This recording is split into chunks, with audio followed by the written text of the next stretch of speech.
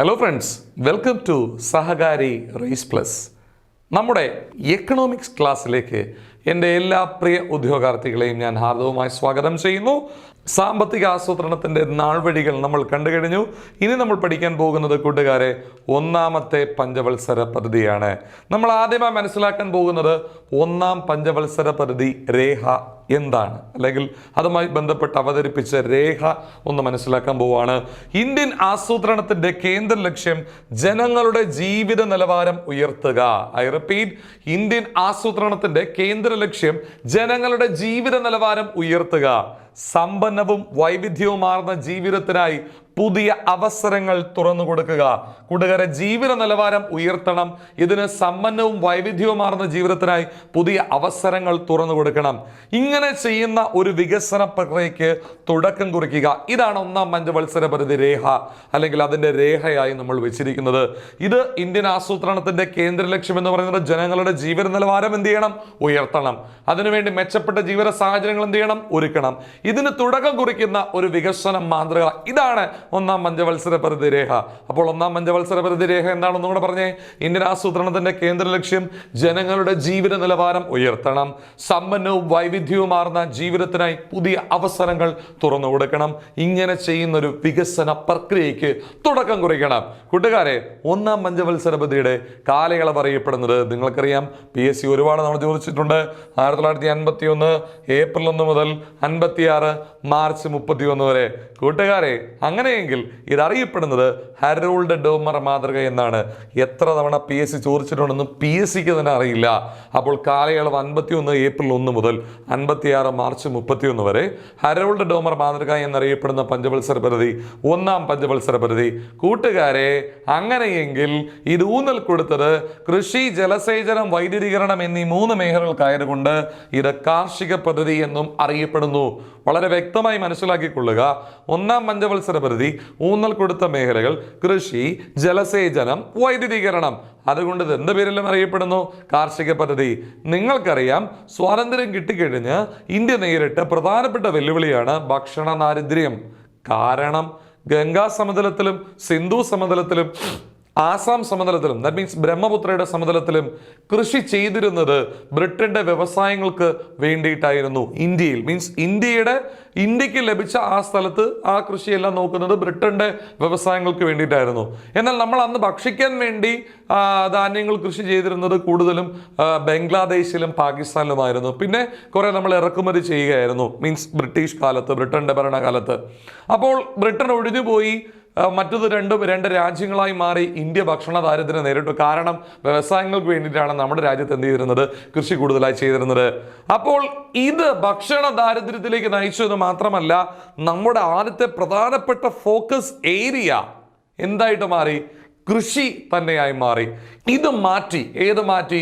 ഈ പറയുന്ന വ്യവസായശാലകൾക്ക് കേന്ദ്രീകൃതമായ ഒരു കൃഷി എന്ന രീതി മാറ്റി. ആദ്യം മാമ ഉണ്ണാനുള്ള, ഭക്ഷിക്കാൻ വേണ്ടിയിട്ടുള്ള വക ഉണ്ടാക്കാനുള്ള ഒരു കൃഷിയിലേക്ക് നമ്മൾ മാറ്റി. അപ്പം ഫോക്കസ് ഏരിയ മാറി. ഇനി മാത്രമല്ല, ഇനി ഒരുപാട് പേർക്ക് ഭക്ഷണം എത്തിക്കണം. അതിൻ്റെ ഭാഗമായി കൃഷി വിപുലീകരിക്കണം, വ്യാപിപ്പിക്കണം. തരിശു നിലങ്ങളിൽ ജലം എത്തിക്കണം, മെച്ചപ്പെട്ട ജലസേചന സൗകര്യങ്ങൾ ഒരുക്കണം. ഈ പറയുന്നത് പോലെ കർഷകർക്ക് സൗജന്യ നിരക്കിൽ വൈദ്യുതി എത്തിക്കണം. കൂട്ടുകാരെ, അപ്പോൾ ഒന്നാമത്തെ പഞ്ചവത്സര പദ്ധതിയുടെ ഫോക്കസ് ഏരിയകൾ കൃഷി, ജലസേചനം, വൈദ്യുതീകരണം തുടങ്ങിയവയാണ്.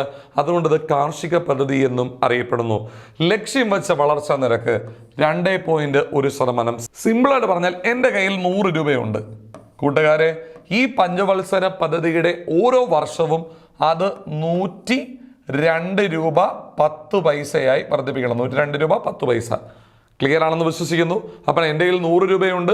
ഈ പഞ്ചവത്സര പദ്ധതിയുടെ ഓരോ കാലയളവിലും 2.1% കൊണ്ട് വർദ്ധിപ്പിക്കണം. ആദ്യത്തെ വർഷം അത് 102 രൂപ 10 പൈസയായിട്ടും, രണ്ടാമത്തെ വർഷം ഇതിൻ്റെ 2.1% വർദ്ധിപ്പിക്കണം. ഇത് ഞാൻ എൻ്റെ ഇൻഡിവിജ്വൽ കാര്യമാണ് പറഞ്ഞത്. അതുപോലെ നമ്മുടെ രാജ്യത്തിന് ദേശീയ വരുമാനമുണ്ട്, അല്ലേ? എൻ്റെയും നിങ്ങളുടെ എല്ലാവരുടെയും വരുമാനത്തിൻ്റെ ആകെത്തുകയാണ് നമ്മുടെ രാജ്യത്തിൻ്റെ വരുമാനം, അല്ലെങ്കിൽ ദേശീയ വരുമാനം. ഇത് 2.1% വർദ്ധിപ്പിക്കണം. അഥവാ നമ്മുടെ GDP, ഗ്രോസ് ഡൊമസ്റ്റിക് പ്രോഡക്റ്റ്, ഇത് തന്നെയാണ് കേട്ടോ GDP എന്നും ഗ്രോസ് ഡൊമസ്റ്റിക് പ്രോഡക്റ്റ് എന്ന് പറയുന്നത്. അത് എത്ര ശതമാനം വർദ്ധിപ്പിക്കണം? 2.1% വർദ്ധിപ്പിക്കണം.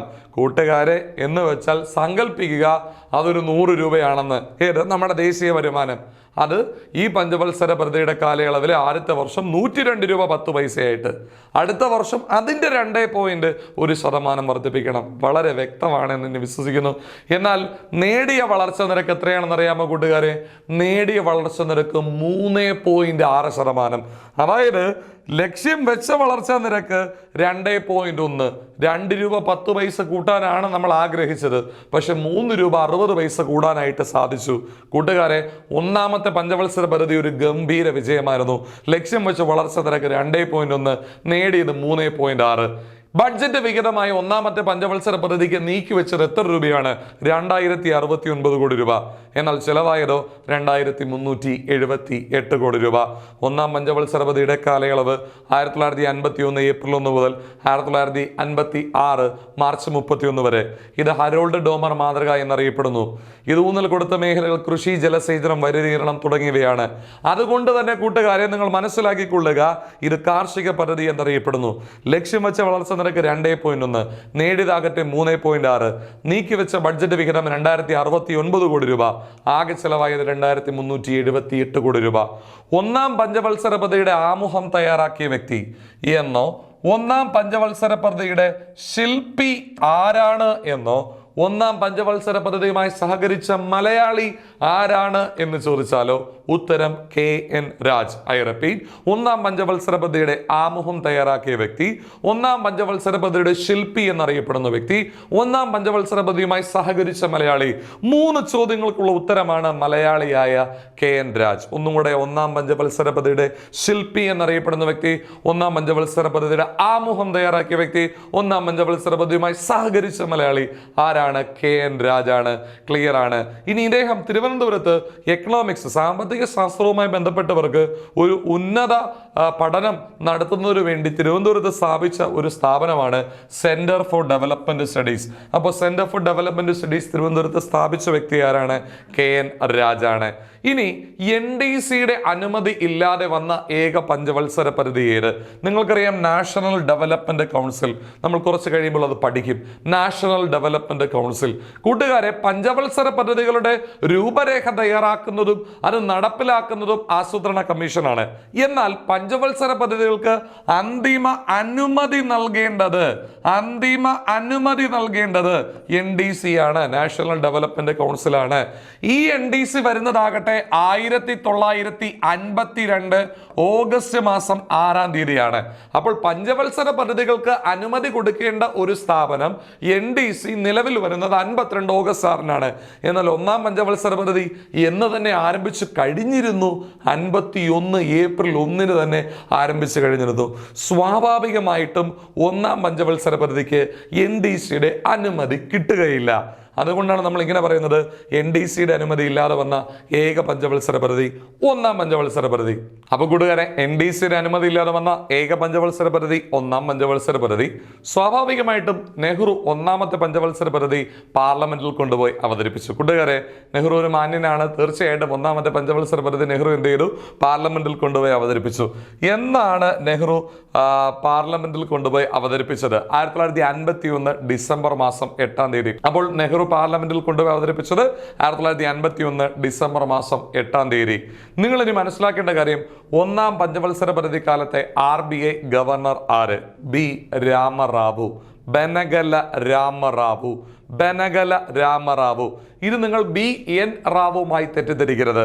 അദ്ദേഹം ഭരണഘടനാ നിർമ്മാണ സഭയുടെ ലീഗൽ അഡ്വൈസർ ആയിരുന്നു, ഉപദേഷ്ടാവായിരുന്നു, ഭരണഘടനയുടെ നക്കൽ തയ്യാറാക്കിയ വ്യക്തിയായിരുന്നു. അങ്ങനെയുള്ള ചോദ്യങ്ങളൊക്കെ വന്നാൽ ഉത്തരം BN റാവു ആണ്. എന്നാൽ ഒന്നാം പഞ്ചവത്സര പദ്ധതിയുടെ കാലത്ത് RBI ഗവർണർ ആരാണ് ചോദിച്ചു കഴിഞ്ഞാൽ അത് BR റാവു ആണ്, ബനഗല രാമറാവു ആണ്. ക്ലിയർ ആണ് എന്ന് ഞാൻ വിശ്വസിക്കുന്നു. ഏറ്റവും കൂടുതൽ കാലം RBI ഗവർണർ ആയിരുന്ന വ്യക്തിയും B രാമറാവു തന്നെയാണ്, ഒരു സംശയവും വേണ്ട അതില്. കൂട്ടുകാരെ, ഇന്ത്യ റിപ്പബ്ലിക് ആകുന്ന സമയത്തും RBI ഗവർണർ ആരാണ്? B രാമറാവു തന്നെയാണ്. RBIയുടെ 4ാമത്തെ ഗവർണറാണ്, 2ാമത്തെ ഇന്ത്യക്കാരനാണ്. RBIയുടെ 4ാമത്തെ ഗവർണറാണ്, 2ാമത്തെ ഇന്ത്യക്കാരനാണ്. CD ദേശ്മുഖ് കഴിഞ്ഞ 2ാമത്തെ ഇന്ത്യക്കാരനാരാണ്? B രാമറാവു ആണ്. വ്യക്തമാണ് എന്ന് ഞാൻ വിശ്വസിക്കുന്നു. ഇനി RBIയുടെ ആദ്യത്തെ ഗവർണർ ആരാണ് ചോദിച്ചു കഴിഞ്ഞാൽ ഓസ്ബോൺ സ്മിത്ത് ആണ്. തുടർന്ന് ജെയിംസ് ടൈലർ ആണ്. തുടർന്ന് CD ദേശ്മുഖ് ആണ്. തുടർന്നാണ് BR റാവു വരുന്നത്. കൂട്ടുകാരെ, ഇത്രയും കാര്യങ്ങൾ നമ്മൾ പഠിച്ച കാര്യങ്ങൾ ഒന്ന് പെട്ടെന്ന് നമ്മൾ റിവൈൻഡ് ചെയ്യുന്നു. പ്രത്യേകിച്ച് അവസാനം പറഞ്ഞ കാര്യങ്ങൾ ഒന്ന് റിവൈൻഡ് ചെയ്യുന്നു. ഒന്നാം പഞ്ചവത്സര പദ്ധതിയുടെ ശില്പി എന്നറിയപ്പെടുന്നത് എന്നോ, ഒന്നാം പഞ്ചവത്സര പദ്ധതിയുടെ ആമുഖം തയ്യാറാക്കിയത് എന്നോ, ഒന്നാം പഞ്ചവത്സര പദ്ധതിയുമായി സഹകരിച്ച മലയാളി എന്നോ ചോദിച്ചാൽ ഉത്തരം KN Raj. Centre for development studies തിരുവനന്തപുരത്ത് സ്ഥാപിച്ച വ്യക്തി KN രാജ്. അങ്ങനെയെങ്കിൽ NDCയുടെ അനുമതി ഇല്ലാതെ വന്ന ഏക പഞ്ചവത്സര പദ്ധതി ഒന്നാം പഞ്ചവത്സര പദ്ധതി. NDCയുടെ ഉത്തരവാദിത്തം പഞ്ചവത്സര പദ്ധതികൾക്ക് അന്തിമ അനുമതി കൊടുക്കുക.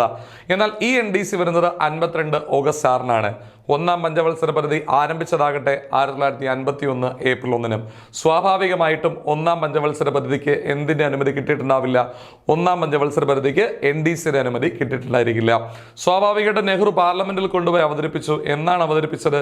1951 ഡിസംബർ മാസം 8-ാം തീയതി. കൂട്ടുകാരെ, ഒന്നാം പഞ്ചവത്സര പദ്ധതി കാലത്തെ RBI ഗവർണർ ആര്? BR റാവു. ഏറ്റവും കൂടുതൽ കാലം RBI ഗവർണറായിരുന്ന വ്യക്തി ആര്? BR റാവു.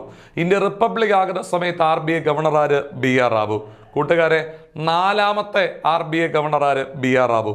2ാമത്തെ ഇന്ത്യക്കാരനാര്? BR റാവു. അങ്ങനെയെങ്കിൽ ആദ്യത്തെ RBI ഗവർണർ ഓസ്ബോൺ സ്മിത്ത് ആണ്. തുടർന്ന് ജെയിംസ് ടൈലർ ആണ്. തുടർന്ന് CD ദേശ്മുഖാണ്. 4ാമത്തെ വ്യക്തിയാണ് ആര്? നമ്മുടെ BR റാവു. അപ്പോൾ ഇൻട്രഡക്ഷൻ വളരെ വ്യക്തമായി നമ്മൾ മനസ്സിലാക്കി എന്ന് ഞാൻ വിശ്വസിക്കുന്നു. ഒന്നാം പഞ്ചവത്സര പദ്ധതിയുടെ കാലയളവ് 1951 ഏപ്രിൽ 1 മുതൽ 56 മാർച്ച് 31 വരെ. ഇത് ഹരോൾഡ് ഡോമർ മാതൃക എന്നറിയപ്പെടുന്നു.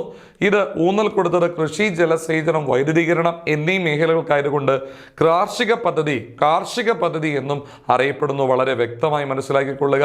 ലക്ഷ്യം വെച്ച വളർച്ച നിരക്ക് 2.1%, നേടിയതാകട്ടെ 3.6%. നമ്മളെ സംബന്ധിച്ച് വിജയം കൈവരിച്ച ഒരു പഞ്ചവത്സര പദ്ധതിയായിരുന്നു ഏത്? നമ്മളെ സംബന്ധിച്ച് ഒന്നാം പഞ്ചവത്സര പദ്ധതി. കൂട്ടുകാരെ, ബഡ്ജറ്റ് വിഹിതമായി നീക്കിവെച്ചത് 2069 കോടി രൂപയും ആകെ ചെലവായത് 2378 കോടി രൂപയും. നിങ്ങൾ മനസ്സിലാക്കേണ്ടത് ഒന്നാം പഞ്ചവത്സര പദ്ധതിയുടെ ശില്പി എന്നോ, ഒന്നാം പഞ്ചവത്സര പദ്ധതിയുടെ ആമുഖം തയ്യാറാക്കിയ വ്യക്തി എന്നോ, തിരുവനന്തപുരത്ത് സെന്റർ ഫോർ ഡെവലപ്മെന്റ് സ്റ്റഡീസ് സ്ഥാപിച്ച വ്യക്തി ആരാണോ എന്ന് ചോദിച്ചാൽ KN രാജാണ്. അങ്ങനെയെങ്കിൽ ഒന്നാമത്തെ പഞ്ചവത്സര പദ്ധതിക്ക് NDCയുടെ അനുമതി കിട്ടിയിരുന്നില്ല. നെഹ്റു സ്വാഭാവികമായിട്ടും ഒന്നാം പഞ്ചവത്സര പദ്ധതി പാർലമെന്റിൽ കൊണ്ടുപോയി അവതരിപ്പിച്ചു. എന്നാണ് അവതരിപ്പിച്ചത്? 1951 ഡിസംബർ മാസം 8-ാം തീയതി. ഒന്നാം പഞ്ചവത്സര പദ്ധതി കാലത്ത് RBI ഗവർണർ ആര്? BR റാവു. ഏറ്റവും കൂടുതൽ കാലം RBI ഗവർണർ ആയിരുന്ന വ്യക്തി ആര്? BR റാവു. അങ്ങനെയാണെന്നുണ്ടെങ്കിൽ ഇന്ത്യ റിപ്പബ്ലിക് ആകുന്ന സമയത്ത് RBI ഗവർണർ ആര്? BR റാവു. RBIയുടെ 4ാമത്തെ ഗവർണർ ആര്? BR റാവു. 2ാമത്തെ ഇന്ത്യക്കാരനാര്? BR റാവു. അങ്ങനെയെങ്കിൽ ആദ്യത്തെ RBI ഗവർണർ ആര്? Osborne Smith. 2ാമതാരാണ്? James Taylor. 3ാമതാരാണ്? CD ദേശ്മുഖ്. 4ാമതാണ് BR റാവു. കൂട്ടുകാരെ, അടുത്തത് ഒന്നാം പഞ്ചവത്സര പദ്ധതി കാലയളവിൽ നടന്ന പ്രധാനപ്പെട്ട സംഭവ വികാസങ്ങൾ ഓരോന്നായി നമ്മളൊന്ന് എണ്ണി എടുക്കുകയാണ്. അതിൽ ആദ്യത്തേത് 1950 മെയ് മാസം പ്രവർത്തനം ആരംഭിച്ചതും എന്നാൽ 51 ഓഗസ്റ്റ് മാസം 18-ാം തീയതി ഉദ്ഘാടനം ചെയ്യപ്പെട്ടതുമായ ഇന്ത്യയുടെ പ്രഥമ IIT ഖരഗ്പൂർ, വെസ്റ്റ് ബംഗാളിൽ സ്ഥാപിതമായ ഇന്ത്യയുടെ പ്രഥമ IIT. അത് പ്രവർത്തനം ആരംഭിച്ചത് 50 മെയ് മാസത്തിലാണ്. എന്നാൽ ഔപചാരികമായി ഇത് ഉദ്ഘാടനം ചെയ്യപ്പെട്ടത് 51 ഓഗസ്റ്റ് 18-ലാണ്. ഒന്നാം പഞ്ചവത്സര പദ്ധതി കാലയളവിലാണ്. കൂട്ടുകാരെ, ഇന്ത്യയുടെ പ്രഥമ IITയുടെ പേര് IIT ഖരഗ്പൂർ. അതെവിടെ സ്ഥാപിതമായി? വെസ്റ്റ് ബംഗാൾ. പ്രവർത്തനം ആരംഭിച്ചത് 1950 മെയ് മാസം. എന്നാൽ ഔപചാരികമായി ഉദ്ഘാടനം ചെയ്യപ്പെട്ടതോ 51 ഓഗസ്റ്റ് മാസം 18.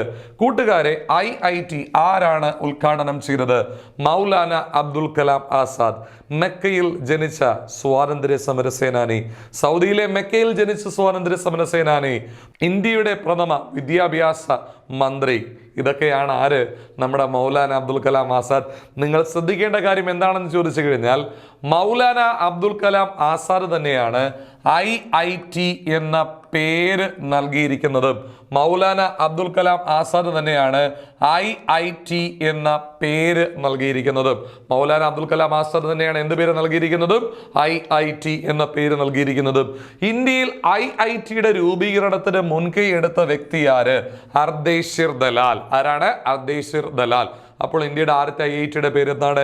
IIT ഖരഗ്പൂർ. അതെവിടെ സ്ഥാപിതമായി? വെസ്റ്റ് ബംഗാള്. പ്രവർത്തനം ആരംഭിച്ചതെന്ന് 1950 മെയ് മാസം. ഉദ്ഘാടനം ചെയ്യപ്പെട്ടതെന്ന് 51 ഓഗസ്റ്റ് മാസം 18. ആരാണ് ഉദ്ഘാടനം ചെയ്തത്? ഇന്ത്യയുടെ പ്രഥമ വിദ്യാഭ്യാസ മന്ത്രി. ആര്? മൗലാന അബ്ദുൽ കലാം ആസാദ്. അദ്ദേഹം എവിടെയാണ് ജനിച്ചത്? അങ്ങ് സൗദി അറേബ്യയിലെ മെക്കയിൽ ആണ് ജനിച്ചത്. പുണ്യസ്ഥലമായ മെക്കയിൽ ജനിച്ച ഇന്ത്യയുടെ സ്വാതന്ത്ര്യ സമര സേനാനിയാണ് ആര്? മൗലാന അബ്ദുൽ കലാം ആസാദ്. മറ്റൊരു പ്രത്യേകത എന്താണ്? ഈ സ്ഥാപനത്തിന് IIT എന്ന പേര് നിർദ്ദേശിച്ച വ്യക്തി കൂടിയാണ് ആര്? മൗലാന അബ്ദുൽ കലാം ആസാദ്. എന്നാൽ IITയുടെ രൂപീകരണത്തിന് മുൻകൈ എടുത്ത വ്യക്തി മൗലാന അബ്ദുൽ കലാം ആസാദ് ആണോ? അല്ലേ അല്ല. പിന്നെ ആരാണ്? അർദേശിർ ദലാൽ. ഇയാളെ നിങ്ങൾക്കറിയാം, വൈസ്രോയുടെ എക്സിക്യൂട്ടീവ് കൗൺസിലിൽ ആ സമയത്ത് പ്രത്യേകിച്ച് 40കളിൽ ഉണ്ടായിരുന്ന വ്യക്തിയാണ് ആര്? അർദേശിർ ദലാൽ. ബോംബെ പ്ലാന് നേതൃത്വം കൊടുത്ത വ്യക്തി ആരാന്ന് അറിയില്ലേ? അർദേശിർ ദലാൽ. ഈ വ്യക്തി തന്നെയാണ് അദ്ദേഹത്തിൻ്റെ മനസ്സിൽ ഇങ്ങനെ ഒരു ദിവസം എന്ത് ലഡ്ഡു പൊട്ടുന്നത്? അമേരിക്കയിലെ മാസച്യൂസെറ്റ്സ് ഇൻസ്റ്റിറ്റ്യൂട്ട് ഓഫ് ടെക്നോളജി എന്ന സ്ഥാപനത്തിൻ്റെ മാതൃകയിൽ ഇന്ത്യയിലും അങ്ങനെ ഒരു സ്ഥാപനം വേണമെന്ന ഒരു ആശയം ലഡ്ഡു ആദ്യമായി പൊട്ടുന്നത് അർദേശിർ ദലാലിൻ്റെ തലയിലാണ്. കൂട്ടുകാരെ, അപ്പോൾ IIT എന്ന സ്ഥാപനത്തിന്റെ രൂപീകരണത്തിന് പിന്നിൽ പ്രവർത്തിക്കുന്ന നെഹ്റു അല്ല, സുഭാഷ് ചന്ദ്രബോസ് അല്ല, ഗാന്ധിജിയല്ല, മറ്റാരുമല്ല. പിന്നെ ആരാണ്? അർദേശിർ ദലാൽ. അദ്ദേഹത്തിന്റെ മനസ്സിലാണ് അമേരിക്കയിലെ മാസച്യൂസെറ്റ്സ് ഇൻസ്റ്റിറ്റ്യൂട്ട് ഓഫ് ടെക്നോളജി എന്ന സ്ഥാപനത്തിന്റെ മാതൃകയിൽ ഇന്ത്യയിലും വേണം ഒരു സ്ഥാപനം എന്ന ആശയം ആദ്യമായി ഉടലെടുക്കുന്നത് അർദേശിർ ദലാൽ. കൂട്ടുകാരെ, അപ്പോൾ IIT എന്ന സ്ഥാപനത്തിന്റെ രൂപീകരണത്തിന് മുൻകൈ എടുത്ത വ്യക്തി ആര്? അർദേശിർ ദലാൽ. അദ്ദേഹം ഇന്ത്യയിൽ IIT വേണമെന്ന് ആഗ്രഹിച്ചത് ഏത് സ്ഥാപനത്തിന്റെ മാതൃകയിലാണ്? അമേരിക്കയിലെ MIT അഥവാ മാസച്യൂസെറ്റ്സ് ഇൻസ്റ്റിറ്റ്യൂട്ട് ഓഫ് ടെക്നോളജി. കൂട്ടുകാരെ, അങ്ങനെയെങ്കിൽ IITയുടെ രൂപീകരണത്തിന് വേണ്ടി പഠനം നടത്തിയ കമ്മീഷന്റെ പേരെന്താണ്? നളിനി രഞ്ജൻ സർക്കാർ commission. I repeat, Nalini Ranjan സർക്കാർ കമ്മീഷൻ, NR സർക്കാർ കമ്മീഷൻ.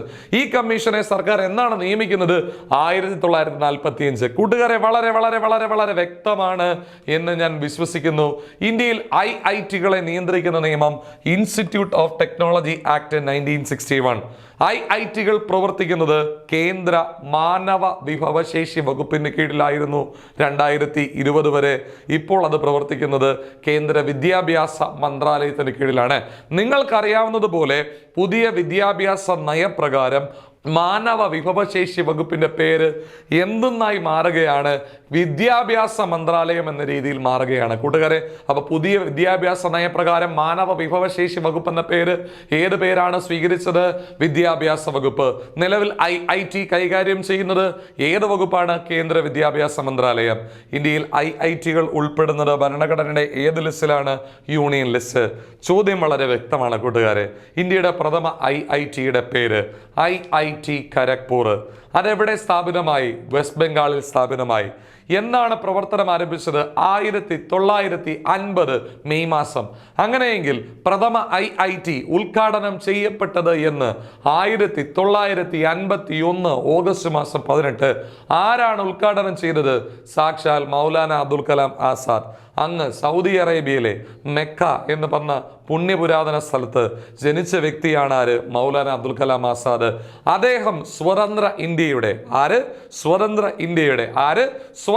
ഇന്ത്യയുടെ വിദ്യാഭ്യാസ വകുപ്പ് മന്ത്രിയായിരുന്നു. അദ്ദേഹമാണ് IIT ഖരഗ്പൂർ ഉദ്ഘാടനം ചെയ്തത്. പിന്നെയോ IITക്ക് ആ പേര് നിർദ്ദേശിച്ച വ്യക്തി കൂടിയാണ് ആര്? മൗലാന അബ്ദുൽ കലാം ആസാദ്. എന്നാൽ മൗലാന അബ്ദുൽ കലാം ആസാദിന്റെ മനസ്സിൽ വിരിഞ്ഞ പൂവാണോ, അല്ലെങ്കിൽ ഉള്ളിൽ വിരിഞ്ഞ ലഡുവാണോ, അല്ലെങ്കിൽ പൊട്ടിയ ലഡുവാണോ ഈ IIT? അല്ലേ അല്ല. IITയുടെ രൂപീകരണത്തിന്റെ പിന്നിൽ പ്രവർത്തിച്ച തല എന്ന് പറയുന്നത് അർദേശിർ ദലാലിന്റെ തലയാണ്. കൂട്ടുകാരെ, അദ്ദേഹമാണ് ആഗ്രഹിച്ചത് അങ്ങ്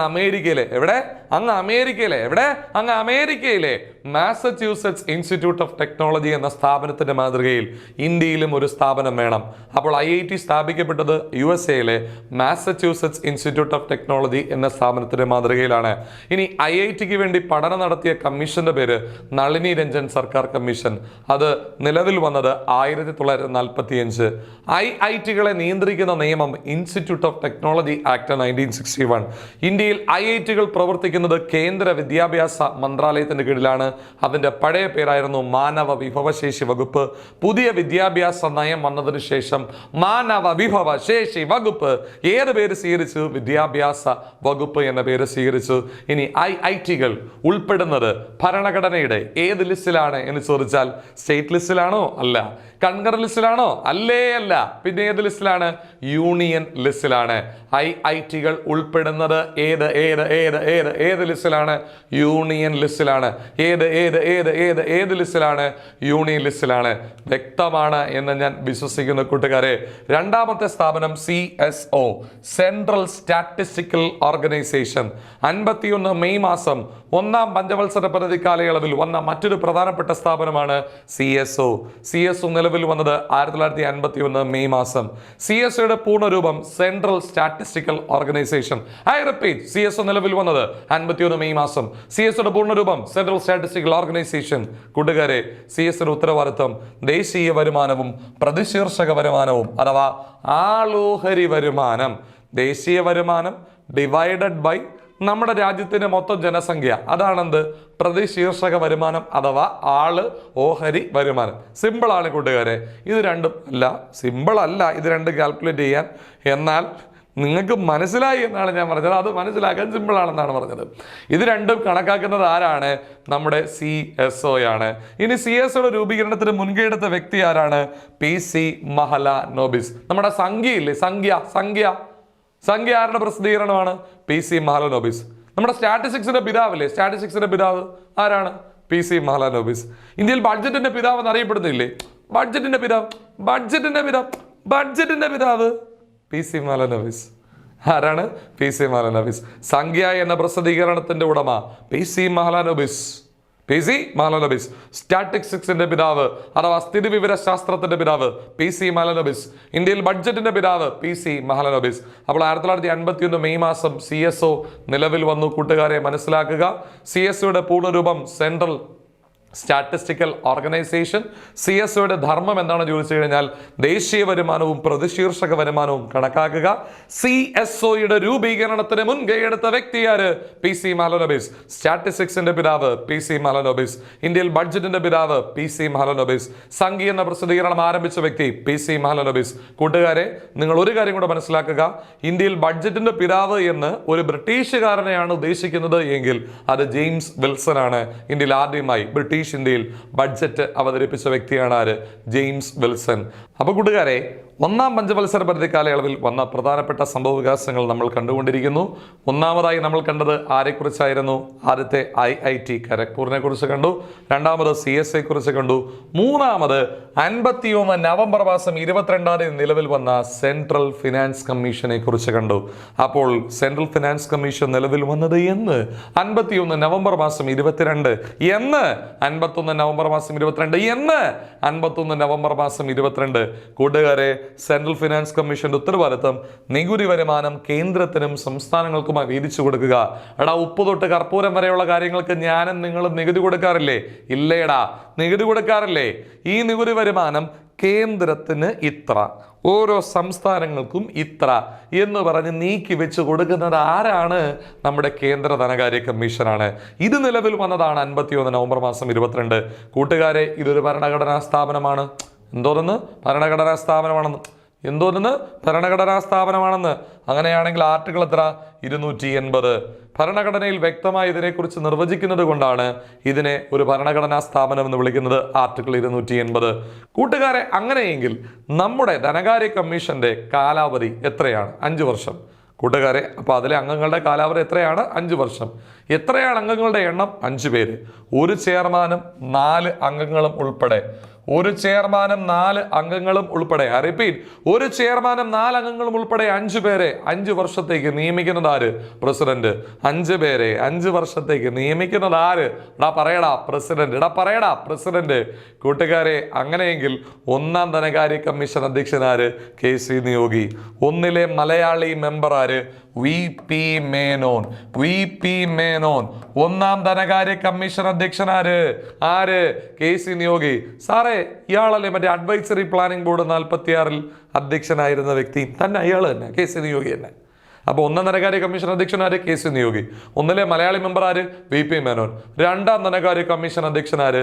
K സന്താനം. സാറേ, ഈ K സന്താനം അധ്യക്ഷനായ കമ്മിറ്റിയല്ലേ പിന്നീട് 64 വിജിലൻസ് കമ്മീഷന്റെ രൂപീകരണത്തിന് വേണ്ടി ശുപാർശ കൊടുത്തത് തന്നെ. അപ്പോൾ ഒന്നാം ധനകാര്യ കമ്മീഷൻ അധ്യക്ഷൻ ആര് KC ന്യോഗി. ഒന്നിലെ മലയാളി മെമ്പർ VP മേനോൻ. രണ്ടാം ധനകാര്യ കമ്മീഷൻ അധ്യക്ഷൻ K സന്താനം. കൂട്ടുകാരെ, എട്ടാം ധനകാര്യ കമ്മീഷൻ അധ്യക്ഷൻ YB ചവാൻ. പറയടാ, YB ചവാൻ. എട്ടാം ധനകാര്യ കമ്മീഷൻ എന്ത് സാറേ പ്രത്യേകത? പ്രത്യേകത ഉണ്ട് മക്കളെ. 1965 ഇന്ത്യ രണ്ടാമത് പാകിസ്ഥാനുമായി യുദ്ധത്തിൽ ഏർപ്പെടുമ്പോൾ ആ സമയത്ത് ഇന്ത്യയുടെ പ്രതിരോധ വകുപ്പ് മന്ത്രി കൂടിയായിരുന്നു YB ചവാൻ. അപ്പോൾ എട്ടാം ധനകാര്യ കമ്മീഷൻ അധ്യക്ഷൻ YB ചവാൻ. ഇദ്ദേഹം കൂടിയായിരുന്നിട്ടുണ്ട്? 65 രണ്ടാമത് ഇന്ത്യ പാകിസ്ഥാനുമായി യുദ്ധത്തിൽ ഏർപ്പെടുമ്പോൾ ഇന്ത്യയുടെ പ്രതിരോധ വകുപ്പ് മന്ത്രി കൂടിയായി സേവനം അനുഷ്ഠിച്ചിട്ടുള്ള വ്യക്തിയാണ് YB ചവാൻ. അപ്പോൾ 10 KC പന്ത്. 10 KC പന്ത്. KC പന്തിന്റെ പ്രത്യേകത, അദ്ദേഹം ആസൂത്രണ കമ്മീഷന്റെ ഉപാധ്യക്ഷൻ കൂടിയായി സേവനം അനുഷ്ഠിച്ചിട്ടുണ്ട്. ഐ റിപ്പീറ്റ്, KC പന്തിന്റെ പ്രത്യേകത എന്താണ്? അദ്ദേഹം ആസൂത്രണ കമ്മീഷന്റെ ഉപാധ്യക്ഷൻ കൂടിയായി സേവനം അനുഷ്ഠിച്ചിട്ടുണ്ട്. അങ്ങനെ ആസൂത്രണ കമ്മീഷന്റെ ഉപാധ്യക്ഷനായും കേന്ദ്ര ധനകാര്യ കമ്മീഷന്റെ അധ്യക്ഷനായും സേവനം അനുഷ്ഠിച്ചിട്ടുള്ള ഏക വ്യക്തി ആരാണ്? KC പന്താണ്. 13 വിജയ് കേൽക്കർ ആണ്. 14 YV റെഡ്ഡിയാണ്. 13 Vijay Kelkar, 14 YV Reddy. 15 NK Singh. പറയടാ, 15 ആരാണെന്ന് പറയടാ. NK സിംഗ്. കൂട്ടുകാരെ, ഏറ്റവും പുതിയ ധനകാര്യ കമ്മീഷൻ അധ്യക്ഷൻ എന്നോ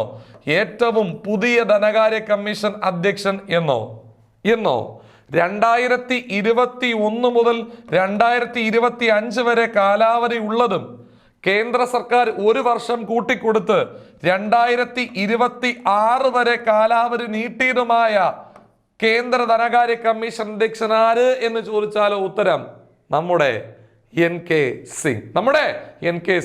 കൂട്ടുകാരെ, അപ്പോൾ നിലവിൽ ഈ വർഷം നടപ്പ് സാമ്പത്തിക വർഷത്തിൽ കേരളത്തിന് കിട്ടുന്ന നികുതി വിഹിതം ആരുടെ ശുപാർശ അനുസരിച്ചിട്ടാണ്? NK സിംഗിന്റെ ശുപാർശ അനുസരിച്ചിട്ടാണ്. അപ്പോൾ 15ാം ധനകാര്യ കമ്മീഷൻ അധ്യക്ഷൻ NK സിംഗ്. ഇപ്പോൾ കേരളത്തിന് നടപ്പ് സാമ്പത്തിക വർഷത്തിൽ നികുതി വിഹിതം കിട്ടുന്നത് ആരുടെ ശുപാർശ പ്രകാരമാണ്? NK സിംഗ്. ഇവരുടെ ഒറിജിനൽ കാലാവധി 2021 മുതൽ 25 വരെയായിരുന്നു. സർക്കാർ കാലാവധി നീട്ടിക്കൊടുത്തു. ഇപ്പൊ എത്ര വരെ ആക്കി? 21 മുതൽ 26 വരെ ആക്കി. ക്ലിയർ ആണ് എന്ന് ഞാൻ വിശ്വസിക്കുന്നു ഗായ്സ്. കേന്ദ്ര ധനകാര്യ കമ്മീഷൻ നിലവിൽ വന്നത് എന്ന് 51 നവംബർ 22. ഉത്തരവാദിത്തം എന്താണ്? നികുതി വരുമാനം കേന്ദ്രത്തിനും സംസ്ഥാനങ്ങൾക്കുമായി വീതിച്ചു കൊടുക്കുക. ഇതൊരു ഭരണഘടനാ സ്ഥാപനമാണ്. ആർട്ടിക്കിൾ 280 ആണ്. കാലാവധി 5 വർഷമാണ്. അംഗങ്ങളുടെ എണ്ണം 5 പേരാണ്. നിയമിക്കുന്നത് പ്രസിഡന്റ് ആണ്.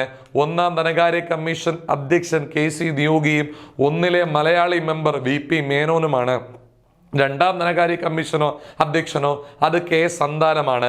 8 YB ചവാനും 10 KC പന്തുമാണ്. ഇതിൽ YB ചവാൻ 65 ഇന്ത്യയുടെ പ്രതിരോധ വകുപ്പ് മന്ത്രിയായി സേവനം അനുഷ്ഠിച്ചിട്ടുണ്ട്. KC പന്ത് ആസൂത്രണ കമ്മീഷന്റെ ഉപാധ്യക്ഷൻ കൂടിയായി സേവനം അനുഷ്ഠിച്ചിട്ടുണ്ട്. 13 വിജയ് കേൽക്കർ ആണ്.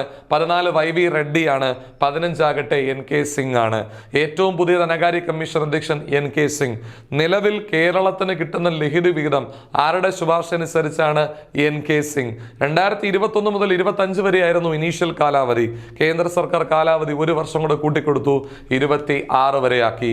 കൂട്ടുകാരെ, 52ലേക്ക് നമ്മൾ പോകുന്നു. അതിൽ നമ്മൾ ആദ്യമായി പഠിക്കാൻ പോകുന്നത് national development council. I repeat, national development council. ഉറക്കെ പറയടാ, നാഷണൽ ഡെവലപ്മെന്റ് കൗൺസിൽ എന്ന് വന്നു. അഥവാ NDC എന്ന് വന്നു. 1952 ഓഗസ്റ്റ് മാസം 6-ാം തീയതി വന്നു. നേരത്തെ നമ്മൾ പഠിച്ചു NDCയുടെ അനുമതി ഇല്ലാതെ വന്ന പഞ്ചവത്സര പദ്ധതി ഏത്? 1-ാം പഞ്ചവത്സര പദ്ധതി. അങ്ങനെയെങ്കിൽ in Hindi it is known as what? ഹിന്ദിയിൽ NDCയെ വിളിക്കുന്നത് രാഷ്ട്രീയ വികാസ് പരിഷത്ത്. ഉറക്കെ പറയടാ, രാഷ്ട്രീയ വികാസ് പരിഷത്ത്. 52-ൽ NDC നിലവിൽ വന്നു. അതിന്റെ പൂർണ്ണരൂപം നാഷണൽ ഡെവലപ്മെന്റ് കൗൺസിൽ. നിലവിൽ വന്നത് 52 ഓഗസ്റ്റ് 6. ഹിന്ദിയിൽ അതിനെ വിളിക്കുന്നത് രാഷ്ട്രീയ വികാസ് പരിഷത്ത്. ഇതിന്റെയും സ്വഭാവം, ഇതൊരു ഭരണഘടനാ സ്ഥാപനമാണോ? അല്ല. ഇതൊരു സ്റ്റാറ്റ്യൂട്ടറി ബോഡിയാണോ? അല്ല. പിന്നെ ഇതെന്ത് സ്ഥാപനമാണ്? വെറും കൺട്രാക്ട് സ്ഥാപനമാണ്. ഉപദേശക സമിതിയാണ്, അഡ്വൈസറി ബോഡിയാണ്. ക്ലിയർ ആണ്. എടാ, ഉപദേശക സമിതിയാണെന്ന് ഓക്കെ, അഡ്വൈസറി ബോഡിയാണെന്ന് ഏത് നമ്മുടെ NDC ക്ലിയർ ആണ് എന്ന് ഞാൻ വിശ്വസിക്കുന്നു. എന്താണ് NDCയുടെ ഉത്തരവാദിത്വം? നേരത്തെ സൂചിപ്പിച്ചിരുന്നു, നമ്മുടെ പഞ്ചവത്സര പദ്ധതികൾക്ക് അന്തിമ അനുമതി കൊടുക്കുക. അഥവാ ആസൂത്രണ കമ്മീഷൻ രൂപരേഖ തയ്യാറാക്കി ആസൂത്രണ കമ്മീഷൻ നടപ്പിലാക്കാൻ പോകുന്ന പഞ്ചവത്സര പദ്ധതികൾക്ക് അനുമതി കൊടുക്കേണ്ട ബാധ്യതയാണ് ആർക്കുള്ളത്? NDCക്കുള്ളത്. അപ്പോൾ ഓരോ പഞ്ചവത്സര പദ്ധതിക്കും അനുമതി കൊടുക്കേണ്ടത് ആര്? NDC. ചോദ്യം വളരെ വ്യക്തമാണ്. NDCയുടെ ആസ്ഥാനം എവിടെ? എവിടെ? എവിടെ? വിധാൻ ഭവൻ ന്യൂഡൽഹി. എവിടെ? വിധാൻ ഭവൻ ന്യൂഡൽഹി. എവിടെ? വിധാൻ ഭവൻ ന്യൂഡൽഹി. അപ്പോൾ അടുത്ത ചോദ്യം വരും, NDCയുടെ രൂപീകരണത്തിന് വേണ്ടി പാർലമെന്റിൽ നെഹ്റു ഒരു പ്രസംഗം നടത്തി. പഞ്ചവത്സര പദ്ധതികൾക്ക് അനുമതി കൊടുക്കുന്നതിനു വേണ്ടി കേന്ദ്രവും സംസ്ഥാനങ്ങളും കേന്ദ്രഭരണ പ്രദേശങ്ങളും ഉൾപ്പെട്ട ഒരു വളരെ വലിയൊരു ഭരണസമിതി രൂപീകരിക്കണമെന്നും ഈ ഭരണസമിതി വേണം ആസൂത്രണ കമ്മീഷൻ തയ്യാറാക്കുന്ന പഞ്ചവത്സര പദ്ധതികൾക്ക് അനുമതി കൊടുക്കേണ്ടത് എന്നും പറഞ്ഞ് വളരെ വലിയൊരു പ്രസംഗം നടത്തി. എന്നാണെന്നറിയാമോ? 1951 ഡിസംബർ മാസം 8. നിങ്ങൾക്കറിയാം അതിന്റെ പ്രത്യേകത. നെഹ്റു ഒന്നാം പഞ്ചവത്സര പദ്ധതി പാർലമെന്റിൽ കൊണ്ടുപോയി അവതരിപ്പിച്ച ദിവസമാണ് 51 ഡിസംബർ 8. ആ ദിവസമാണ് നെഹ്റു എന്ത് പ്രസംഗം നടത്തുന്നത്? ഈ പറയുന്ന ആസൂത്രണ കമ്മീഷൻ തയ്യാറാക്കുന്ന പഞ്ചവത്സര പദ്ധതികൾക്ക് അനുമതി കൊടുക്കാൻ ഒരു ഭരണസമിതിയെ രൂപീകരിക്കണം. അതിന് അയാൾ കൊടുത്ത പേരാണ് NDC. ഈ NDC നിലവിൽ വന്നതെന്നാണ് 52 ഓഗസ്റ്റ് 6. ഇതിനെ ഹിന്ദിയിൽ വിളിക്കുന്ന പേരെന്താണ്? രാഷ്ട്രീയ വികാസ് പരിഷത്ത്. ഇതിന്റെ സ്വഭാവം എന്താണ്? അഡ്വൈസറി ബോഡി അല്ലെങ്കിൽ ഉപദേശക സമിതി. ചോദ്യം കൂട്ടുകാരെ, ഇതിന്റെ ലക്ഷ്യമോ?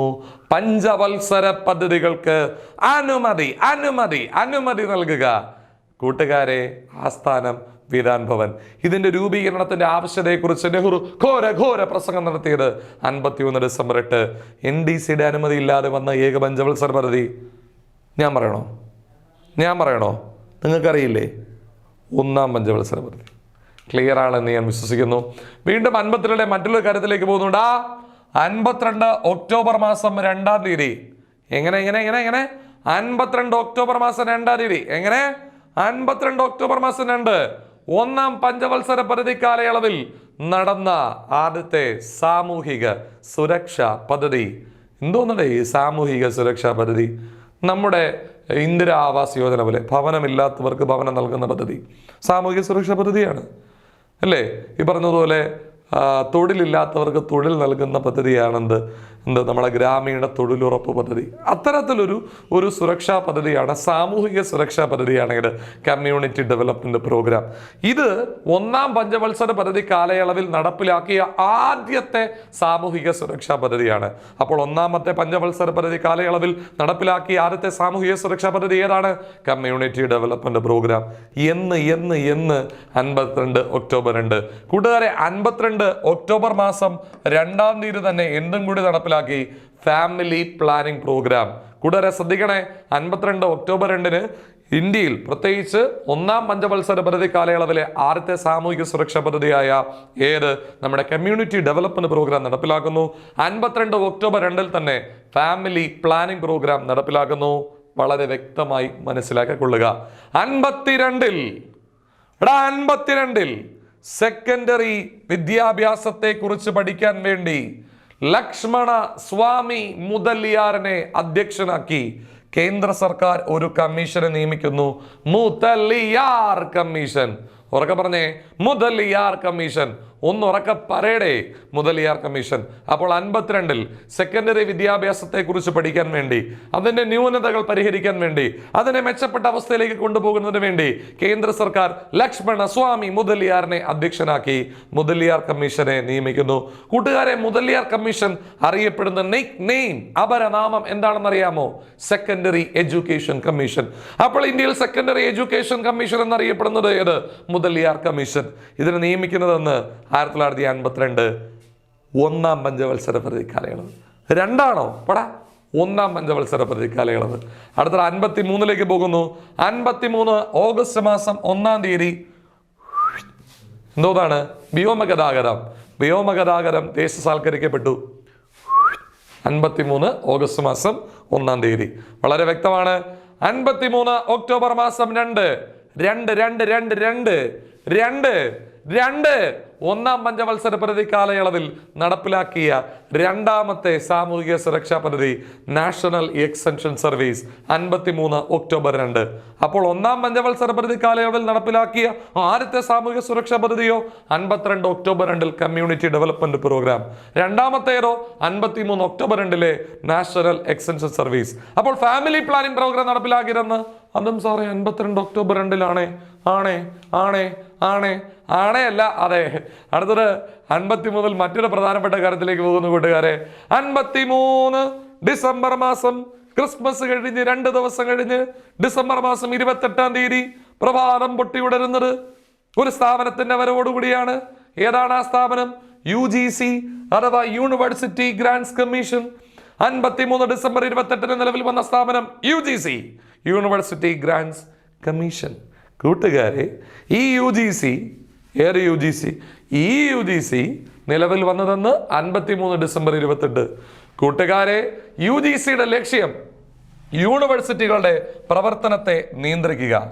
ഇന്ത്യയിലാകമാനമുള്ള യൂണിവേഴ്സിറ്റികളുടെ പ്രവർത്തനത്തിന് കൃത്യമായ മാർഗരേഖ തയ്യാറാക്കുന്നതിന് വേണ്ടി അവരുടെ പ്രവർത്തനത്തെ നിയന്ത്രിച്ച് മെച്ചപ്പെട്ട ഒരു വിദ്യാഭ്യാസ നിലയിലേക്ക് രാജ്യത്തെ കൈപിടിച്ചു കൊണ്ടുപോകുന്നതിന് വേണ്ടി നിലവിൽ വന്ന സ്ഥാപനമാണ് ഇത് UGC. പറയടാ UGC, പറയടാ UGC. നിലവിൽ വന്നതെന്നടാ 53 ഡിസംബർ 28. ലക്ഷ്യം എന്താണെന്ന് പറയടാ? യൂണിവേഴ്സിറ്റികളുടെ പ്രവർത്തനത്തെ നിയന്ത്രിക്കുക. എന്നാൽ ഇതിന്റെ രൂപീകരണത്തിന് വേണ്ടി പഠനം നടത്തി റിപ്പോർട്ട് കൊടുത്ത കമ്മീഷന്റെ പേരോ doctor S Radhakrishnan commission. I repeat, doctor S Radhakrishnan commission. 1948 നിലവിൽ വന്ന ഈ കമ്മീഷന്റെ ശുപാർശയായിരുന്നു എന്ത് UGC രൂപീകരിക്കണം എന്നുള്ളത്.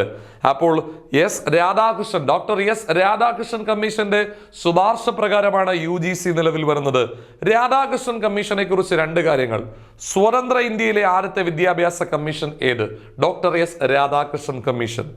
നിലവിൽ വന്നത് എന്ന് 1948. എന്താണ് പ്രത്യേകത? ഡോക്ടർ S രാധാകൃഷ്ണൻ കമ്മീഷനെ എന്തിനു വേണ്ടിയിട്ടാണ് നിയമിക്കുന്നത്? യൂണിവേഴ്സിറ്റികളുടെ പ്രവർത്തനത്തെ കുറിച്ച് പഠിക്കാൻ. ഈ രാധാകൃഷ്ണൻ കമ്മീഷൻ എന്ത് ശുപാർശയാണ് കൊടുക്കുന്നത്?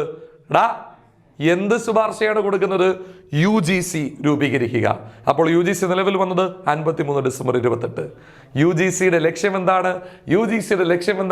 യൂണിവേഴ്സിറ്റികളുടെ പ്രവർത്തനത്തെ നിയന്ത്രിക്കുക. UGC നിലവിൽ വന്നത് ആരുടെ ശുപാർശ പ്രകാരമാണ്? നമ്മുടെ ഡോക്ടർ S രാധാകൃഷ്ണൻ കമ്മീഷന്റെ ശുപാർശ പ്രകാരമാണ്. ഈ രാധാകൃഷ്ണൻ കമ്മീഷൻ അല്ലേ സ്വതന്ത്ര ഇന്ത്യയുടെ ആദ്യത്തെ വിദ്യാഭ്യാസ കമ്മീഷൻ? അതെ. ഇത് നിയമിക്കുന്നത് 48-ലല്ലേ? അതെ. സാറേ, യൂണിവേഴ്സിറ്റികളുടെ പ്രവർത്തനത്തെ കുറിച്ച് പഠിക്കാൻ വന്ന കമ്മീഷനല്ലേ ഡോക്ടർ S രാധാകൃഷ്ണൻ കമ്മീഷൻ? അതെ. ഇവർ കൊടുത്ത ശുപാർശ എന്തായിരുന്നു സാറേ? UGC രൂപീകരിക്കണം എന്നുള്ളത്. UGCയുടെ ആസ്ഥാനം ന്യൂഡൽഹിയാണ് കൂട്ടുകാരെ, ഒരു സംശയവും വേണ്ട. UGCയുടെ പ്രഥമ ചെയർപേഴ്സൺ ഡോക്ടർ ശാന്തി സ്വരൂപ് ഭട്നഗർ. ആസ്ഥാനം ന്യൂഡൽഹി, പ്രഥമ ചെയർപേഴ്സൺ ശാന്തി സ്വരൂപ് ഭട്നഗർ. ചോദ്യം വളരെ വ്യക്തമാണ്.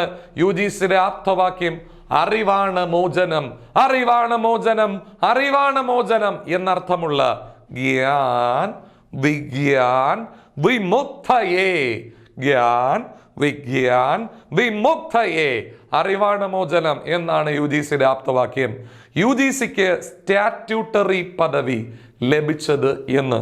അയ്യോടാ, UGC സ്റ്റാറ്റ്യൂട്ടറി ബോഡിയാണോ? അതെ. എന്ന് വെച്ചാൽ UGCക്ക് വേണ്ടി പാർലമെന്റ് നിയമം പാസ്സാക്കിയിട്ടുണ്ടോ? അതെ. സാറേ, UGC ഭരണഘടനാ സ്ഥാപനമല്ലോ ആണോ? പോടാ, ഭരണഘടനാ സ്ഥാപനമൊന്നുമില്ല. ഭരണഘടനാ സ്ഥാപനമാണെങ്കിൽ UGCയെ കുറിച്ച് പറയുന്ന ഒരു ആർട്ടിക്കിൾ ഭരണഘടനയിൽ ഉണ്ടാകണമായിരുന്നു. ഭരണഘടനാ സ്ഥാപനമൊന്നുമല്ല. പാർലമെന്റ് ഒരു നിയമം പാസ്സാക്കി ഇതിനൊരു നിയമത്തിന്റെ പിൻബലം കൊടുത്തു. ഇതൊരു സ്റ്റാറ്റ്യൂട്ടറി ബോഡിയാണ്, അത്രമാത്രം. സാറേ, ഇതിന്റെ സ്റ്റാറ്റ്യൂട്ടറി പദവി കിട്ടിയത് 56-ൽ. സാറേ, അത് രണ്ടാം പഞ്ചവത്സര പദ്ധതി കാലയളവിലല്ലേ? അതെ. UGC നിലവിൽ വന്നത് ഒന്നാം പഞ്ചവത്സര പദ്ധതി കാലയളവിലും UGCക്ക് സ്റ്റാറ്റ്യൂട്ടറി പദവി കിട്ടിയത് രണ്ടാം പഞ്ചവത്സര പദ്ധതി കാലയളവിലാണ്, 1956. അപ്പോൾ UGC നിലവിൽ വന്നത് 1953 ഡിസംബർ മാസം 28. UGCയുടെ ലക്ഷ്യം യൂണിവേഴ്സിറ്റികളുടെ പ്രവർത്തനത്തെ നിയന്ത്രിക്കുക. UGCയുടെ രൂപീകരണത്തിന് വേണ്ടി ശുപാർശ കൊടുത്ത commission doctor S Radhakrishnan commission. ബ്രാക്കറ്റിൽ വർഷം 1948. ആസ്ഥാനം ന്യൂഡൽഹിയാണ്, ഒരു സംശയം വേണ്ട. കൂട്ടുകാരെ, അങ്ങനെയെങ്കിൽ UGCയുടെ പ്രഥമ ചെയർപേഴ്സൺ ശാന്തി സ്വരൂപ് ഭട്നഗർ, ആപ്തവാക്യം ഗ്യാൻ വിഗ്യാൻ വിമുക്തേ, മലയാളത്തിൽ അറിവാണ് മോചനം. UGCക്ക് സ്റ്റാറ്റ്യൂട്ടറി പദവി ലഭിച്ചത് 1956, അഥവാ രണ്ടാം പഞ്ചവത്സര പദ്ധതി കാലയളവിലാണ് UGCക്ക് സ്റ്റാറ്റ്യൂട്ടറി പദവി ലഭിച്ചത്. കൂട്ടുകാരെ, അടുത്തിട്ട് നമ്മൾ 1954 പോകുന്നു. കാലെടുത്ത് വെക്കുന്നു 54 കാലെടുത്ത് വെക്കുന്നു 54 സ്വതന്ത്ര ഇന്ത്യയുടെ ഫസ്റ്റ് ടാക്സ് കമ്മീഷൻ വരുന്നു. അധ്യക്ഷനെ മുമ്പ് ഞാൻ പരിചയപ്പെടുത്തി തന്നിട്ടുണ്ട്. ലങ്ങേരുടെ പേരെന്താണ്? ജോൺ ഹോനായി അല്ല, ജോൺ മത്തായി. അപ്പോൾ 54 സ്വതന്ത്ര ഇന്ത്യയുടെ ആദ്യത്തെ ടാക്സ് കമ്മീഷൻ വരുന്നു. അധ്യക്ഷനാര്? ജോൺ മത്തായി. കൂട്ടുകാരെ, 55 കേരളത്തിനുള്ളത് കേരളത്തിന് ലഭിക്കുന്നു. ഒന്നാം പഞ്ചവത്സര പദ്ധതി കാലയളവിൽ കേരളത്തിനുള്ള സംഭാവന തോട്ടപ്പള്ളി സ്പിൽവേ. ഒന്നാമത്തെ പഞ്ചവത്സര പദ്ധതി കാലയളവിൽ ഫൈനലി കെയിംസ് ഏത്? തോട്ടപ്പള്ളി സ്പിൽവേ. കേരളത്തിനുള്ള സംഭാവന 1955. 55 ജൂലൈ മാസം 1-ാം തീയതി 55 ജൂലൈ മാസം 1-ാം തീയതി അന്ന് വരെ ഇമ്പീരിയൽ ബാങ്ക് എന്ന് മാത്രം അറിയപ്പെട്ടിരുന്ന ഒരു പാവപ്പെട്ടൊരു ബാങ്ക് പൊടുന്നനെ SBI എന്ന പേര് സ്വീകരിച്ചു. മാത്രമല്ല, അതിനെ സർക്കാർ ഏറ്റെടുത്തു, ദേശസാൽക്കരിച്ചു. ഉടനെ അതിന്റെ പ്രഥമ ചെയർപേഴ്സണായി വീണ്ടും ജോൺ ഹോനായി അവതരിക്കുന്നു. ആരാണ്? ജോൺ മത്തായി. SBI ദേശസാൽക്കരിക്കപ്പെട്ടതെന്ന് 55 ജൂലൈ മാസം 1-ാം തീയതി. SBI ഇമ്പീരിയൽ ബാങ്ക് എന്ന പേര് മാറ്റി SBI എന്ന പേര് സ്വീകരിക്കുന്നതെന്ന് 55 ജൂലൈ മാസം 1-ാം തീയതി. കൂട്ടുകാരെ, SBIയുടെ പ്രഥമ ചെയർപേഴ്സണും ആര്? ജോൺ മത്തായി. അപ്പോൾ 54 സ്വതന്ത്ര ഇന്ത്യയുടെ പ്രഥമ ടാക്സ് കമ്മീഷൻ വരുന്നു. അധ്യക്ഷൻ ജോൺ മത്തായി. 55 കേരളത്തിനുള്ളത് കേരളത്തിന് ലഭിക്കുന്നു. തോട്ടപ്പള്ളി സ്പിൽവേ. 55 ജൂലൈ മാസം 1-ാം തീയതി SBI ദേശസാൽക്കരിക്കപ്പെടുന്നു. ആരാണ് SBIയുടെ പ്രഥമ ചെയർപേഴ്സൺ? നമ്മുടെ ജോൺ മത്തായി. കൂട്ടുകാരെ, അടുത്തത് 56 ആദ്യ വർഷം. അടുത്തത് 56. അടുത്തത് കൂട്ടുകാരെ 56 സ്വതന്ത്ര ഇന്ത്യയുടെ ആദ്യത്തെ AIIMS, all India institute of medical science, ഇന്ത്യയുടെ അഭിമാന സ്തംഭം അങ്ങ് ഡൽഹിയിൽ സ്ഥാപിക്കപ്പെട്ടു. സാറേ, എയിംസ് ആശുപത്രിയുടെ സ്ഥാപക എന്നറിയപ്പെടുന്നത് ഒരു രാജകുമാരിയാണ് അവൾ. ആരാണവൾ? രാജ്കുമാരി അമൃത് കൗർ എന്നാണ് അവരെ വിളിക്കുന്നത്. അവരൊരു സ്വാതന്ത്ര്യ സമര സേനാനിയാണ്, രാജകുടുംബത്തിൽപ്പെട്ട വ്യക്തിയാണ്. എന്തിനേറെ പറയുന്നു, നെഹ്റു മന്ത്രിസഭയിലെ ആരോഗ്യ വകുപ്പ് മന്ത്രിയായിരുന്നു ആര്? രാജ്കുമാരി അമൃത് കൗർ. WHO അവിടെയും ഇവിടെയൊക്കെ പോയി, ലോക രാജ്യങ്ങളിലെടുത്ത് പോയി, ഒരുപാട് പൈസയൊക്കെ ഒരുപാടെടുത്ത് നിരന്ന് അവർ സ്വന്തം നിലയിൽ കഷ്ടപ്പെട്ട് ഒരു സ്ഥാപനമാണ് ഏത്? ഈ പറയുന്ന നമ്മുടെ എയിംസ് എന്ന് പറയുന്നത്. അതുകൊണ്ടാണ് എയിംസിന്റെ സ്ഥാപകനെ നമ്മൾ ആരെ വിളിക്കുന്നത്? രാജ്കുമാരി അമൃത് കൗർ എന്ന് വിളിക്കുന്നത്. നെഹ്റുവിന് കാര്യമായ റോളില്ല, രാജ്കുമാരി അമൃത് കൗറിനാണ് നല്ല റോളുള്ളത്. കാരണം വിദേശ രാജ്യങ്ങളിൽ പോയി ഫണ്ട് സമാഹരിക്കുന്നതിലൊക്കെ പ്രവർത്തിച്ചത് ആരാണ്? രാജ്കുമാരി അമൃത് കൗറാണ്. അപ്പൊ എയിംസിന്റെ സ്ഥാപക എന്നറിയപ്പെടുന്നത് രാജ്കുമാരി അമൃത് കൗർ. എയിംസ് ആശുപത്രി എവിടെ വരുന്നു? ന്യൂഡൽഹിയിൽ വരുന്നു. പ്രഥമ എയിംസ് ന്യൂഡൽഹിയിൽ വരുന്നു. ഇത് 1-ാം പഞ്ചവത്സര പദ്ധതി കാലയളവിൽ സ്ഥാപിക്കപ്പെട്ടു. കൂടാതെ അപ്പൊ ആദ്യത്തെ IIT സ്ഥാപിക്കപ്പെട്ടത് 1-ാം പഞ്ചവത്സര പദ്ധതി കാലയളവിൽ. ആദ്യത്തെ IIM സ്ഥാപിക്കപ്പെട്ടത്, ആദ്യത്തെ എയിംസ് സ്ഥാപിക്കപ്പെട്ടത് അതും 1-ാം പഞ്ചവത്സര പദ്ധതി കാലയളവിൽ. അപ്പോൾ ആദ്യത്തെ IIT ഖരഗ്പൂരിലും ആദ്യത്തെ എയിംസ് ന്യൂഡൽഹിയിലും സ്ഥാപിക്കപ്പെട്ടത് 1-1-1-1-ാം പഞ്ചവത്സര പദ്ധതി കാലയളവിൽ. എയിംസിന്റെ സ്ഥാപക രാജ്കുമാരി അമൃത് കൗർ. ഈ രാജ്കുമാരി അമൃത് കൗർ ആരാണ്? നെഹ്റു മന്ത്രിസഭയിലെ ആരോഗ്യ വകുപ്പ് മന്ത്രി. ഇനി 1-ാം പഞ്ചവത്സര പദ്ധതി കാലയളവിൽ നിലവിൽ വന്ന പ്രധാനപ്പെട്ട അണക്കെട്ടുകളെ കുറിച്ച് നമുക്കൊന്ന് കാണാം. Bhakra Nangal, Hirakud, Damodar Valley, Mettur dam. കൂട്ടുകാരെ, നെഹ്റു ആധുനിക ഇന്ത്യയിലെ മഹാക്ഷേത്രങ്ങൾ എന്ന് നെഹ്റു വിശേഷിപ്പിച്ചത് അണക്കെട്ടുകളെയാണ്. നിങ്ങൾക്കറിയാം, കൃഷി വ്യാപിപ്പിക്കണം, ജലമില്ലാത്തിടത്ത് വെള്ളമില്ലാത്തിടത്ത് ജലസേചനത്തിലൂടെ വെള്ളം എത്തിക്കണം, നദിയുടെ ഒഴുക്ക് തടസ്സപ്പെടുത്തി അണക്കെട്ടുകൾ നിർമ്മിച്ച് വെള്ളം ഇല്ലാത്തിടത്ത് എത്തിക്കണം. കൂട്ടുകാരെ, നെഹ്റു ഇതിനെ വിളിച്ചത് ആധുനിക ഇന്ത്യയിലെ മഹാക്ഷേത്രങ്ങൾ എന്നാണ്. അതിൽ പ്രധാനപ്പെട്ട ഒരു അണക്കെട്ടാണ് ദാമോദർ വാലി പ്രോജക്റ്റ്. കൂട്ടുകാരെ ശ്രദ്ധിക്കുക, ദാമോദർ വാലി പ്രോജക്റ്റ് ഏത് നദിക്ക് കുറുകെ സ്ഥാപിതമായി? ദാമോദർ നദി. ജാർഖണ്ഡിൽ ഉത്ഭവിച്ച് പശ്ചിമ ബംഗാളിലേക്ക് കയറി പശ്ചിമ ബംഗാളിലെ ഹൂഗ്ലിയിൽ ചെന്ന് പതിക്കുന്ന നദിയാണ് ഏത്? ദാമോദർ. സാറേ, ബംഗാളിന്റെ ദുഃഖം എന്നറിയപ്പെടുന്നത് ദാമോദർ അല്ലേ? അതെ, ദാമോദറാണ്. സാറേ, ബംഗാളിൽ സ്ഥിരം കരകവിഞ്ഞൊഴുകി ബംഗാളിൽ ഒരു ശാപമായി തീർന്ന നദിയല്ലേ ദാമോദർ? അതെ. അതുകൊണ്ട് ബംഗാളിലെ ഈ ദാമോദർ നദിയെ ഒന്നും മെരുക്കാൻ വന്ന പ്രോജക്റ്റ് അല്ലേ ദാമോദർ വാലി പ്രോജക്റ്റ്? അതെ. സാറേ, ഇത് സ്വതന്ത്ര ഇന്ത്യയിലെ ആദ്യത്തെ മൾട്ടിപർപ്പസ് പ്രോജക്റ്റ് അല്ലേ? അതെ. ഇത് നിലവിൽ വന്നത് അമേരിക്കയിലെ ടെന്നിസൺ വാലി പ്രോജക്റ്റിന്റെ മാതൃകയിലാണ്. അതെ, ഇത് നിലവിൽ വന്നത് അമേരിക്കയിലെ ടെന്നിസൺ വാലി പ്രോജക്റ്റിന്റെ മാതൃകയിലാണ്. സാറേ, അങ്ങനെയെങ്കിൽ ഇതിന്റെ ഗുണഭോക്താക്കൾ ആരൊക്കെയാണ്? ജാർഖണ്ഡ്, വെസ്റ്റ് ബംഗാൾ അഥവാ പശ്ചിമ ബംഗാൾ.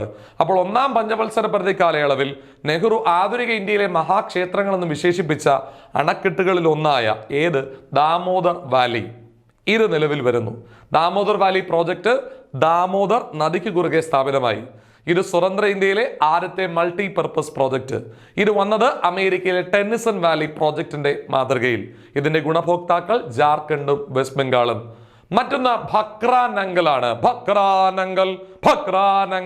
ഇതിൽ ഭക്ര എന്ന പേരിലുള്ള അണക്കെട്ട് എവിടെ സ്ഥിതി ചെയ്യുന്നു? ഭക്ര ഹിമാചൽ പ്രദേശിലാണ്. നങ്കൽ എവിടെ സ്ഥിതി ചെയ്യുന്നു? നങ്കൽ പഞ്ചാബിലാണ്. അപ്പോൾ ഭക്ര ഹിമാചൽ പ്രദേശിലും നങ്കൽ പഞ്ചാബിലുമാണ്. എന്നാൽ ഈ അണക്കെട്ട് സമുച്ചയത്തിലെ ഏറ്റവും വലിയ അണക്കെട്ട് ഏതാണ്? ഭക്ര. അതെവിടെയാണ്? ഹിമാചൽ പ്രദേശ്. അപ്പോൾ PSC നിങ്ങളോട് ഭക്രാനങ്കൽ എവിടെ സ്ഥിതി ചെയ്യുന്നു ചോദിച്ചാൽ നിങ്ങൾ എന്തുത്തരം പറയും? ഹിമാചൽ പ്രദേശിൽ സ്ഥിതി ചെയ്യുന്നു. ഇന്ത്യയിലെ ഏറ്റവും വലിയ അണക്കെട്ടുകളിൽ ഒന്ന് ഭക്രാനങ്കൽ സ്ഥിതി ചെയ്യുന്നത് സത്ലജ് നദിക്ക് കുറുകെ. ഒരു സംശയവും വേണ്ട, ഇതും ഒന്നാം പഞ്ചവത്സര പദ്ധതി കാലയളവിൽ വന്ന അണക്കെട്ട് തന്നെയാണ്. അപ്പൊ ഇന്ത്യയിലെ ഏറ്റവും വലിയ അണക്കെട്ടുകളിൽ ഒന്ന് ഭക്രാനങ്കൽ. ഇത് ഹിമാചൽ പ്രദേശിൽ സ്ഥിതി ചെയ്യുന്നു. ഭക്ര ഹിമാചൽ പ്രദേശിലും നങ്കൽ പഞ്ചാബിലുമാണ്. ഭക്രാനങ്കൽ എവിടെയെന്ന് ചോദിച്ചാൽ ഹിമാചൽ പ്രദേശ് എന്നേ പറയൂ. കാരണം അണക്കെട്ട് സമുച്ചയത്തിലെ ഏറ്റവും വലിയ അണക്കെട്ട് ഭക്രയാണ്. അത് ഹിമാചൽ പ്രദേശിലാണ്. ഇത് ഏത് നദിക്ക് കുറുകെയാണ് പണികഴിക്കപ്പെട്ടത്? സത്ലജ് നദിക്ക് കുറുകയാണ്. പഠിച്ചോടാ. ഹിരാക്കുഡ് ഇന്ത്യയിലെ ഏറ്റവും നീളം കൂടിയ അണക്കെട്ട് ഏതാണ്? ഹിരാക്കുഡ് അണക്കെട്ട് എവിടെയാണ് സ്ഥാപിക്കപ്പെട്ടത്? ഒഡീഷയിൽ. ഏത് നദിക്ക് കുറുകെ? മഹാനദിക്ക് കുറുകെ. ഏത് നദിക്ക് കുറുകെ? മഹാനദിക്ക് കുറുകെ. കൂട്ടുകാരെ, മഹാനദിക്ക് കുറുകെ ഒഡീഷയിൽ സ്ഥാപിക്കപ്പെട്ട അണക്കെട്ടാണ് ഏത്? ഹിരാക്കുഡ്. ചോദ്യം വളരെ വ്യക്തമാണ്. അങ്ങനെയെങ്കിൽ നാലാമത്തെ അണക്കെട്ട് മേട്ടൂർ ഡാം എവിടെ സ്ഥിതി ചെയ്യുന്നു? തമിഴ്നാട്ടിൽ പൊന്നി നദിക്ക് കുറുകെ സ്ഥിതി ചെയ്യുന്നു. പൊന്നി എന്നറിയാ? ഓ, തമിഴ്നാട്ടിലും കർണാടകയ്ക്കും പുണ്യദേവതയാണ് പൊന്നി. ഒരുപക്ഷെ പൊന്നി എന്ന് നിങ്ങൾ പറഞ്ഞാൽ അറിയില്ല, കാവേരി എന്ന് പറഞ്ഞാൽ നിങ്ങൾ അറിയും. കൂട്ടുകാരെ, കാവേരിയെ തമിഴ്നാട്ടുകാർ വിളിക്കുന്ന ഒരു പേരാണ് പൊന്നി. ഏതാണ്? പൊന്നി. അപ്പോൾ മേട്ടൂർ ഡാം തമിഴ്നാട്ടിൽ കാവേരി നദിക്ക് കുറുകെ സ്ഥിതി ചെയ്യുന്നു. അപ്പോൾ 4 അണക്കെട്ടുകളെ നമ്മൾ കണ്ടു. ഒന്നാമത്തെ അണക്കെട്ട് ദാമോദർ വാലി പ്രോജക്റ്റ്, ദാമോദർ നദിക്ക് കുറുകെ. ഇന്ത്യയിൽ ആദ്യത്തെ മൾട്ടിപർപ്പസ് പ്രോജക്റ്റ് ആണ് ഏത്? Damodar Valley project. നിലവിൽ വന്നത് ദാമോദർ നദിക്ക് കുറുകെയാണ്. ഇത് നിലവിൽ വന്നത് അമേരിക്കയിലെ ടെന്നിസൺ വാലി പ്രോജക്റ്റിന്റെ മാതൃകയിലാണ്. ഗുണഭോക്താക്കൾ ജാർഖണ്ഡും വെസ്റ്റ് ബംഗാളുമാണ്. അടുത്തത് ഭക്രാനങ്കൽ പ്രോജക്റ്റ് ഹിമാചൽ പ്രദേശിൽ സ്ഥിതി ചെയ്യുന്നു. ഇത് സത്ലജ് നദിക്ക് കുറുകെയാണ്. ഇന്ത്യയിലെ ഏറ്റവും വലിയ അണക്കെട്ടുകളിൽ ഒന്നാണ്. അടുത്തത് ഹിരാക്കുഡ് അണക്കെട്ട് ഒഡീഷയിൽ മഹാനദിക്ക് കുറുകെ സ്ഥിതി ചെയ്യുന്നു. ഇന്ത്യയിലെ ഏറ്റവും നീളം കൂടിയ അണക്കെട്ടാണ് ഇത് ഹിരാക്കുഡ്. അടുത്തത് മേട്ടൂർ ഡാം തമിഴ്നാട്ടിൽ കാവേരി നദിക്ക് കുറുകെ സ്ഥിതി ചെയ്യുന്നു. കൂട്ടുകാരെ, ഒന്നാമത്തെ പഞ്ചവത്സര പദ്ധതി അതിൻ്റെ എല്ലാ മഹിമയോടും കൂടി തന്നെ സഹകാരി റൈസ് പ്ലസിലൂടെ നിങ്ങളുടെ മുൻപിൽ അവതരിപ്പിച്ചിരിക്കുകയാണ്. നമുക്ക് ഇത്തരം കാര്യങ്ങൾ ഒന്നുകൂടി കാണാം, കണ്ടുവരാം, വളരെ വ്യക്തമായി മനസ്സിലാക്കാം. നമ്മൾ ആദ്യം മനസ്സിലാക്കിയത് പ്രഥമ ഇന്ത്യയുടെ ആദ്യത്തെ IIT ഏതാണ്?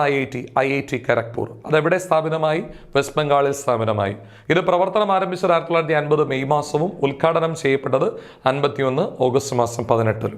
ആരാണ് ഉദ്ഘാടനം ചെയ്തത്? മൗലാന അബ്ദുൽ കലാം ആസാദ്. IIT എന്ന പേര് നിർദ്ദേശിച്ചത് ആര്? മൗലാന അബ്ദുൽ കലാം ആസാദ്. ഇന്ത്യയിൽ IITയുടെ രൂപീകരണത്തിന് വേണ്ടി മുൻകൈ എടുത്ത വ്യക്തി ആര്? അർദേശർ ദലാൽ. IIT രൂപീകരിക്കാനായി ശുപാർശ കൊടുത്ത കമ്മീഷൻ നളിനി രഞ്ജൻ സർക്കാർ കമ്മീഷൻ അഥവാ NR സർക്കാർ കമ്മീഷൻ 1945. IIT രൂപീകരിച്ചത് ഏത് സ്ഥാപനത്തിന്റെ മാതൃകയിലാണ്? അമേരിക്കയിലെ മാസച്യൂസെറ്റ്സ് ഇൻസ്റ്റിറ്റ്യൂട്ട് ഓഫ് ടെക്നോളജിയുടെ മാതൃകയിൽ. ഇന്ത്യയിൽ IIT-കളെ നിയന്ത്രിക്കുന്ന നിയമമോ? അത് ഇൻസ്റ്റിറ്റ്യൂട്ട് ഓഫ് ടെക്നോളജി ആക്ട് 1961. ഇന്ത്യയിൽ IIT-കൾ ഉൾപ്പെടുന്നത് ഏത് മന്ത്രാലയത്തിന്റെ കീഴിലാണ്? കേന്ദ്ര വിദ്യാഭ്യാസ മന്ത്രാലയത്തിന്റെ കീഴിലാണ്. ഇന്ത്യയിൽ IIT-കൾ ഉൾപ്പെടുന്നത് ഏത് ലിസ്റ്റിന്റെ കീഴിലാണ്? യൂണിയൻ ലിസ്റ്റിന്റെ കീഴിലാണ്. ചോദ്യം വളരെ വ്യക്തമാണ്. 51 മെയ് മാസം നിലവിൽ വന്ന സ്ഥാപനം CSO. പറയടാ, CSO നിലവിൽ വന്നു 51 മെയ് മാസം. CSOയുടെ പൂർണ്ണരൂപം സെൻട്രൽ സ്റ്റാറ്റിസ്റ്റിക്കൽ ഓർഗനൈസേഷൻ.